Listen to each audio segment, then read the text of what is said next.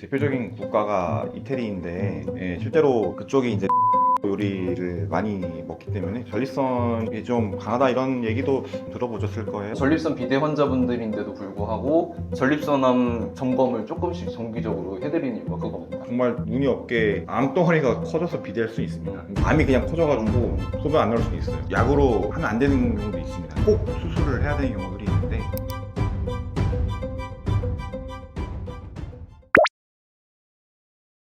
그 원인은 아직 막 명확하게 알려져 있진 않아요. 근데 크게 이제 이론상으로 나온 거는 염증이랑 호르몬 이렇게 원인으로 추정되고 있거든요. 요즘에는 조금 더 젊은 연령의 환자분들이 전립선 증상을 오셔서 실제로 확인한 결과 전립선 비대가 있는 케이스가 간혹 있지만은 일반적으로는 40대 전후로 서서히 커지기 시작한다고 알려져 있어요. 근데 이런 이론들 바탕으로 전립선 크기를 줄이기 위한 약제가 따로 개발돼 있고요. 그 실제 효과가 있습니다. 그래서 그런 약제들 같은 경우는 호르몬이 전립선에 작용하는 걸 좀 억제해서 전립선 커지는 걸 예방하기 때문에 호르몬이 좀 영향이 크다 이 정도로 알려드리겠습니다. 좀 신기하게도 전립선 비대증이 일반적인로 말하는 그냥 건강이랑 좀 관련이 좀 커요. 그래서 뭐 비만 식단 이런 것들을 드시게 되면은 좀 커지는 경향이 있습니다. 이제 알려진 게 총 칼로리 증가, 총 단백질 증가, 육류, 지방, 유제품, 탄수화물 증가가 뭐 잠재적으로 커진다는 보고가 있는데 종합하면은 이제 비만하게 먹으면은 전립선이 같이 커진다 이런 얘기입니다. 그래서 최근 들어서는 이제 옛날이랑 다르게 근육 유지를 위해서 막 단백질을 많이 챙겨 먹게 되는데 뭐 아직 이게 효과가 나타나기까지는 좀 시간이 걸리겠지만 이론상으로는 문제가 있을 수도 있지 않을까 생각을 해서 뭐 만약 그런 분들이 소변 둘 때 좀 불편한 증상이 있다면 좀 앞으로 더 조심해야 되는 상황인 시대다 이렇게 알고 계시면 될 것 같고요. 반대로 이제 건강한 식단, 과채나 뭐 토마토, 당근 이런 뭐 식물성 식품 같은 경우는 잠재적으로 전립선 위험도를 낮춘다는 연구가 있었어요. 그래서 이제 건강 식단이랑 좀 괴를 같이 하기 때문에 1년마다 뭐 미국의 굉장히 큰 뉴스지에서 그 의료 전문가들을 가지고 세계에서 가장 건강한 식단이 뭐냐 이런 것들로 1년마다 발표하는 게 있어요. 근데 1, 2, 3위를 나란히 차지하고 있는 게 뭐 지중해식 식단, 뭐 대쉬 식단, 마일드 식단 이런 뭐 최근에 들어서 이제 뭐 저속노화 이런 걸로 유명해진 식단들이 있는데 그런 것들이 전부 해당된다고 보시면 되겠습니다. 이제 전립선뿐만 아니라 일반적으로 건강한 식단이기 때문에 뭐 새해 목표로 한번 식단에 도전해 보시는 것도 좋겠습니다. 뭐 지중해 대표적인 국가가 이태리인데 실제로 그쪽이 이제 토마토 요리를 많이 먹기 때문에 전립선이 좀 강하다 이런 얘기도 뭐 좀 들어보셨을 거예요. 그런 라이코펜이나 뭐 카로틴 이런 게 좀 많은 음식을 드시는 게 전립선 건강에 좀 도움이 되실 수 있다 이렇게 보시면 되겠습니다. 그러니까 토마토 복용량이 많은 분이 그러니까 막 전립선 사이즈를 달리게 된 건 아니고 그런 증상이 조금 덜 호소했다 이런 건 있었어요. 근데 이제 사실 그거를 100% 정확하게 하려면은 사람들이 가둬놓고 토마토만 먹이고 한 사람은 토마토 안 먹여야 되는데 그거는 인권적으로 문제가 있을 수 있기 때문에 그런 엄밀한 연구는 사실 이루어질 수가 없어서 이제 사례 연구 정도가 환자분들이 오시면은 음식이 뭐가 좋나 이렇게 물어보면은 이게 아까 말씀드린 것처럼 가둬놓고 먹여야 돼요. 이게 이제 막 정확하게 의학적으로 입증됐다 이런 거는 아닌데 그 토마토는 그래도 연구된 게 조금 있어서 도움이 이제 교과서적으로도 된다 이렇게 좀 보는 편이라고 생각하시면 될 것 같습니다. 건강식 그래서 제가 식단 알려드렸으니까 실제로 저도 지구인식 식단 거의 하고 있어가지고 저도 토마토 많이 먹습니다. 일단 차이가 있는 게 전립선 비대증은 전립선 사이즈가 그냥 커져가지고 오줌이 나오는 것을 불편하게 하는 그냥 질환이고요. 근데 전립선 암은 그 크든 작든 상관없이 그 안에 이제 악성인 놈이 숨어져 있어가지고 주변 세포를 변성시키고 그래서 막 뿌리를 뻗어내려가지고 파고 들어가는 안 좋은 놈이 있는 다른 케이스라 가지고요. 그러니까 이게 사실 비대가 암으로 가는 건 아니에요. 그러니까 비대하다고 얘가 나중에 세포가 안 좋게 바뀌는 게 아니라 그냥 안 좋은 세포가 따로 있는 거예요. 그러니까 둘 다 있을 수는 있습니다. 비대도 있고 암도 있을 수가 있는데 사실 비대랑 암이 생기는 약간 좀 잘 생기는 부위가 좀 다르기도 해요. 전립선을 저희가 세 부위로 나누긴 하는데 좀 그런 부위도 다른 것도 있고 정말 전립선 크긴 작으신 분들도 있어요. 암 환자분들 중에 20g이면은 정상 크기인데 그 안에 조그맣게 암이 있는 경우도 있고요. 뭐 전립선이 200g짜리 엄청 큰 전립선 비대를 갖고 계시는 분도 암은 또 없는 경우도 있고요. 그래서 두 개는 아예 별개로 보시면 돼요. 근데 이제 전립선 암을 체크하는 게 피검사가 있어요. 근데 전립선 비대가 굉장히 심할 경우에는 그게 같이 올라갈 수가 있거든요. 그래서 제일 중요한 거는 경향성이에요. 이제 뭐 비대는 줄어들었는데 오히려 뭐 전립선 암 수치가 올랐는데 염증 반응도 없다. 이런 경우는 조금 암을 강하게 의심할 수 있는 상황이라서 그래서 이제 전립선 비대 환자분들인데도 불구하고 전립선암 점검을 조금씩 정기적으로 해드리는 이유가 그겁니다. 경향성을 봐야 돼서. 뭐 정말 운이 없게 암덩어리가 커져서 비대할 수 있습니다. 그러니까 암이 그냥 커져가지고 소변 안 나올 수도 있어요. 정말 온다. 네, 그러면 이미 사실 그 정도로 커지면은 이미 약간 전신에 커져서 안 좋을 가능성이 많긴 합니다.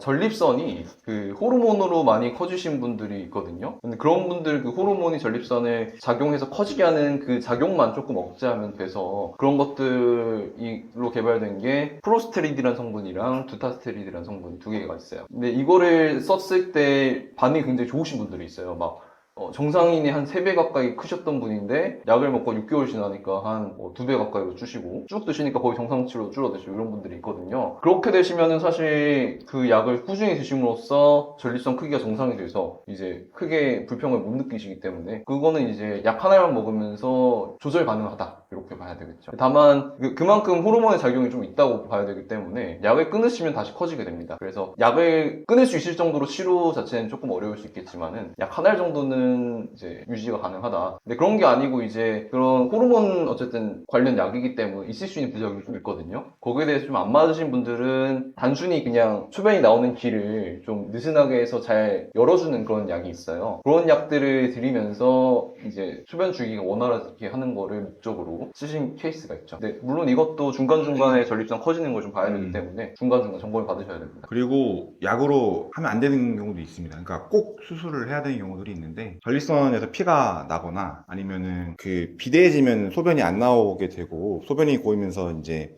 반복적으로 요폐, 그러니까 소변이 안 나오는 그런 거 이제 현상이 나오게 되는데 요폐가 계속해서 나오게 되거나 아니면은 이제 소변이 사실 방광이 오래 고여 있으면 썩을 수가 있거든요. 그것 때문에 요로 감염이 계속 반복이 되면은 그럴 때는 약으로 하면 안 되고 그때는 수술을 해야 됩니다. 이거는 교과서에 나와 있는 수술의 절대적인 적응증이라서 네네. 이런 경우는 꼭 수술을 하셔야 됩니다. 그러니까 왜 그렇게 해야 되냐면 그 전립선은 사실 수술하기가 막 그렇게 어렵진 않아요. 깎아내면 되는 거고 이제 깎아내가 뭐 꼬매거나 지지거나 하면 되는데 문제는 방광이 망가져 버리면은 방광 수술이 굉장히 어렵습니다. 전립선이 그냥 그 자리에서 깔짝깔짝 움직이는 구조물이라서 간단해요. 근데 오줌보는 경우에 따라 막 500, 600까지 커지다가 쭉 누시게 되면은 150까지 사이즈가 크게 줄어들게 되는 굉장히 탄력적인 고무풍선이라 생각하시면 되는데요.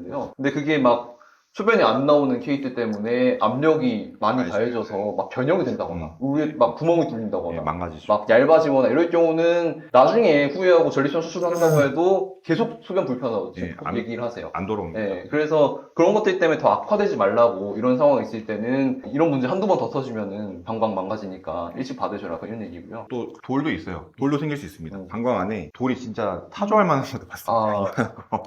그러니까 소변을 못 보니까 고이게 되는데 이제 요로결석이 방광 안에 생기는 거거든요. 근데 요거가 이제 시간이 엄청 오래돼서 엑스레이를 찍었는데 깜짝 놀랐습니다. 돌이 있어도 무조건 수술을 하셔야 됩니다. 네. 그거 그 레이저로 일일이 쏴가지고 몇 시간 걸립니다. 아니면은 그거도 안 돼서 저는 예전에는 대복한 경우도 있어요. 열어가지고 꺼냈대요 그냥. 너무 커가지고 연 케이스도 저 있었습니다. 이제 또 방광 한번 갈라놓으면 이게 기능이 떨어져요. 떨어지고 꼬매는 자리가 계속 자극을 주기 때문에 붓는 것도 시간 되게 수면 계속 마렵다고 하시고 그런 것들이 있어요. 어렵습니다. 방광이. 그래서 방광 기능을 잘 유지하시기 위해서 전립선을 관리하셔라 이거. 방광 굉장히 소중하기 때문에. 방광이 소중합니다. 진짜. 꾸준히 생활습관 관리하신 분들 중에 막 정기적으로 봤는데 전립선 비대가 진행되지도 않고 소변 속도도 충분해서 이제 오줌보가 방광이 크게 부담을 안 받고 잘 보신다. 이럴 경우는 약 없이 볼 수 있겠는데요. 대부분 막 호르몬 문제고 막 노화되면서 염증 반응 생기고 이래서 점점 나이 들면서 커지게 됩니다. 실제로 통계로도 막 나이가 드실수록 전립선 비대가 훨씬 심하다고 알려져 있고요. 근데 이제 뭐 전립선 오줌빨 약이라고 말씀드리는데 전립선 이완제의 경우는 전립선 뭐 크기 감소 약제를 충분히 드셨을 경우에는 그 사이즈가 줄었으니까 마개 자체 누르는 압력이 약해져서 뭐 그 양 하나만 유지해도 소변 주기 괜찮은 경우가 있어요. 근데 이럴 경우는 소변 주기 결과에 따라 가지고 안 드리기도 하는데요. 이게 또 사실 이 전립선 약이 그 전립선 위를 이제 이완시키는 줄이는 약인데 문제가 이게 이제 사정했을 때 사정액이 그 원래 사정을 할 때 위가 막히면서 아래로만 나와야 되는데 이게 열려서 방광으로 들어가는 경우가 있습니다. 이거를 이제 역행성 사정이라고 하는데 요게 생각보다 은근히 또 많이 오시어요. 그래서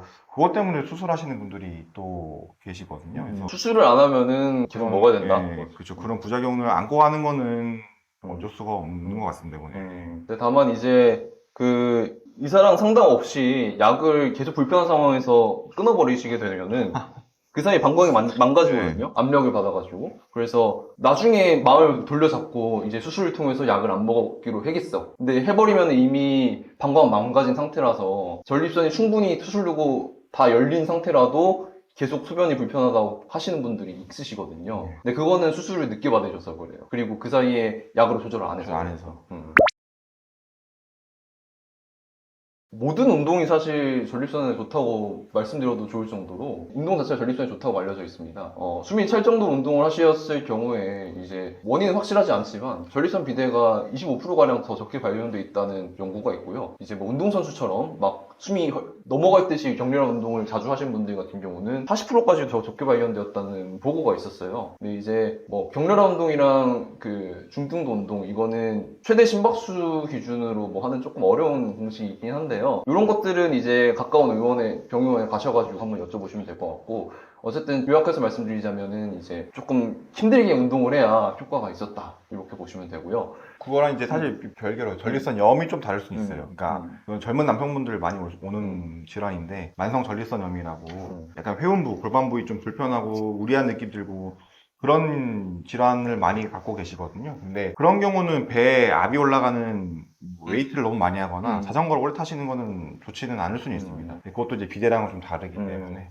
그 전립선에 압력이 가해지면 그런 증상이 있을 수가 있거든요. 자전거가 사실 그 사이즈 피팅이라고 하는데 팔다리 길이랑 이런 걸 잘 맞춰서 타면은 큰 문제가 없다는 보고도 또 있어요. 그래가지고 그러니까 타고 났는데 이제 엉덩이에 끊어질 듯이 아프다. 그런 경우는 자전거 사이즈가 안 맞을 수가 있으니까 그거는 가까운 자전거점에서 가서 사이즈 조절하셔야 되고 그건 제가 실제로 경험했던 겁니다. 제가 예전에 자전거를 거의 제주도 일주를 간 적이 있어가지고 그 이후에 조금 소변이 힘들었던 적이 있었는데요. 근데 중간에 이제 자전거를 좀 타는 도중에 그게 안장이 내려가서 그렇더라고요. 그래서 조절하니까 그 증상 사라져가지고 괜찮았던 적이 있었습니다.